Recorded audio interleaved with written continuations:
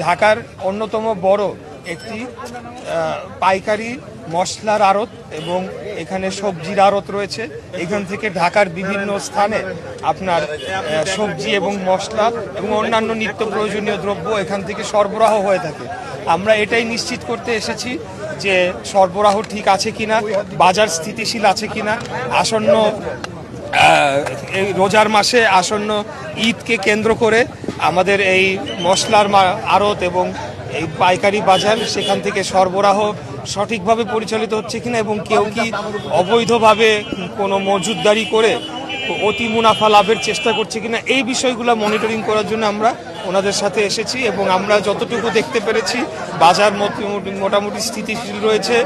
আদা, রসুন সহ অন্যান্য মশলার এখানে ওনারা যারা আমাদের সাথে এসেছেন এখানে চেক করে দেখেছেন এবং বিভিন্ন আমরা যারা দোকানে আমরা প্রবেশ করেছি তাদের সাথে কথা বলেছি, তারাও বলছে মার্কেট মোটামুটি স্থিতিশীল রয়েছে। আমরা চাই যে জনগণ এগিয়ে আসুক এবং আমাদেরকে বিভিন্ন সমস্যা তুলে ধরে সেটিকে সমাধান করার জন্য আমাদেরকে সহযোগিতা করুক। কারণ আপনারা জানেন যে অনেক সমস্যা রয়েছে। একটু আগে আপনারা যে সমস্যাটি দেখেছেন সেটা ওয়াসা সংক্রান্ত এবং ড্রেনেজ সংক্রান্ত। তো আমাদের এখানে তো অনেক চিপা এবং ঘিঞ্জি এলাকা, এখানে যদি জনগণ এগিয়ে এসে তাদের সমস্যাটি আমাদেরকে তুলে ধরে তখন আমরা তাৎক্ষণিক রেলেভেন্ট অথরিটিদের সাথে কথা বলে এই সমস্যা নিরসনে আমরা উদ্যোগ নিতে পারি, কার্যকর উদ্যোগ নিতে পারি। তো আমি এটাকে খুব ভালোভাবে দেখছি। যেদিন থেকে দায়িত্বপ্রাপ্ত হয়েছি তার পরের দিন থেকেই কার্যক্রম শুরু করেছি।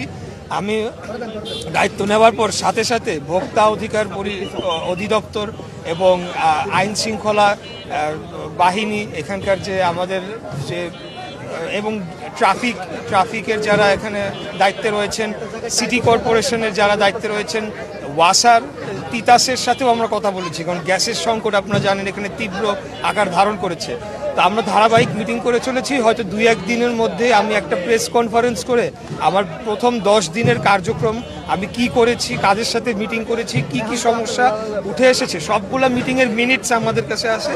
এটা আমরা আপনাদের মাধ্যমে প্রেস কনফারেন্স করে জনগণকে জানিয়ে দিই। এখানে চেক করে দেখেছেন এবং বিভিন্ন আমরা যারা দোকানে আমরা প্রবেশ করেছি তাদের সাথে কথা বলেছি, তারাও বলছে মার্কেট মোটামুটি স্থিতিশীল রয়েছে। আমরা চাই যে জনগণ এগিয়ে আসুক এবং আমাদেরকে বিভিন্ন সমস্যা তুলে ধরে সেটিকে সমাধান করার জন্য আমাদেরকে সহযোগিতা করুক। কারণ আপনারা জানেন যে অনেক সমস্যা রয়েছে। একটু আগে আপনারা যে সমস্যাটি দেখেছেন সেটা ওয়াসা সংক্রান্ত এবং ড্রেনেজ সংক্রান্ত।